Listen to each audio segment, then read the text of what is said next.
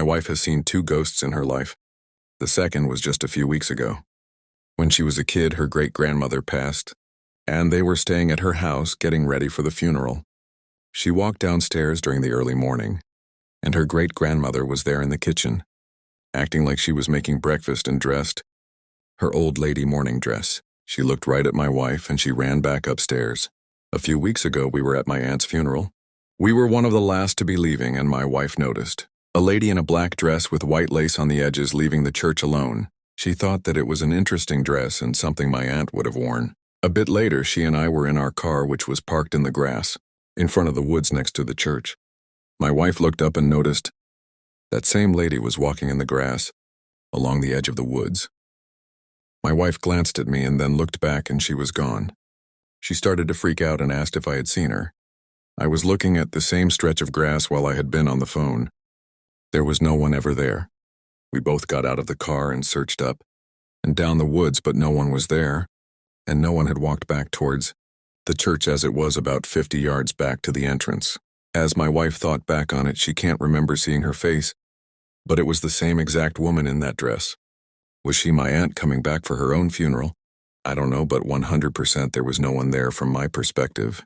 The cottage community where we rented a small but new detached guest house was extremely calm and quiet. It was a nice house with a big beautiful greenhouse with lots of bright flowering plants. Having finished our business at work at the Starfish Diving Club, we headed to the new house and decided to take a short walk and explore the area. But as soon as we walked just 30 yards away from the house, literally a step away from me, a rather voluminous greenish oval cylindrical fruit, 6 to 7 inches long, fell onto the pavement, hitting the ground. We were surprised, and my son remembered that he had seen such a fruit on Wikipedia, and it was called usip. It turned out that such fruits grow on the surrounding trees. In a few minutes of walking, about a dozen of these heavy fruits fell right in front of me, as if someone invisible was having fun throwing them at me. The fruit was heavy and of decent size, and the thought that the next one might accidentally or not accidentally fall on me already scared me, and I suggested to my son that we should go home for dinner. He easily agreed. After lunch and washing the dishes, I told my son, "Well, now we can rest," and this phrase seemed to give rise to unusual and even inappropriate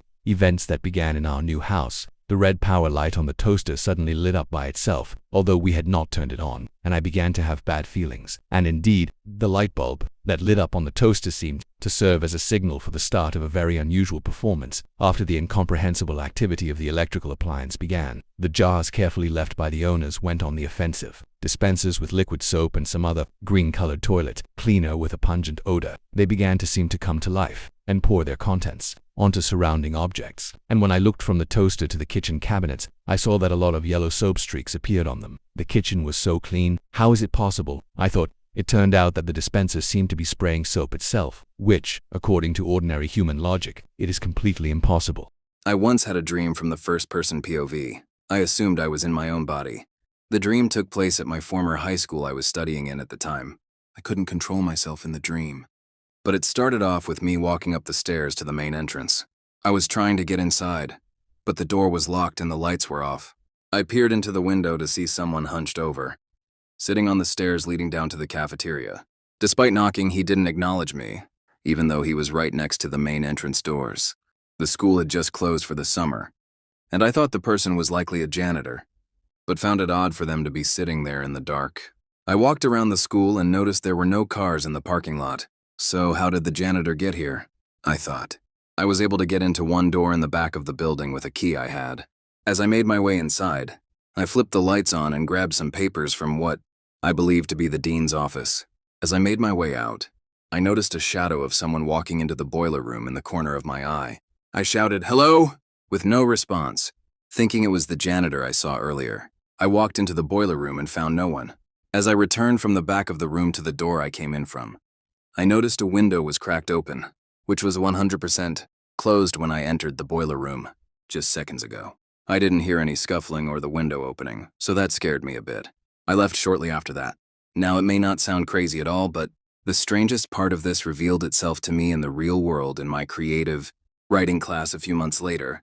Yes, I remembered the dream vividly up until that point, as I had a dream journal. After we returned from the summer, my teacher told us a story about a supposed paranormal experience he had. I'm not kidding when I say this. Every word, every movement, every visual my teacher described took place in my dream. It was like he was describing it in crystal clear detail. My dream was his same 1000% exact same experience. I was shocked as I heard every word and told him at the end. Of class, to his surprise, he clearly didn't believe me.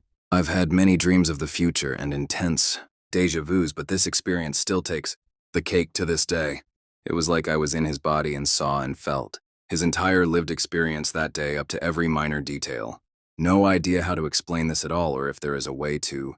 Perhaps my soul peered into his while I was dreaming, which is outlandish even to me. This happened about 7 years ago.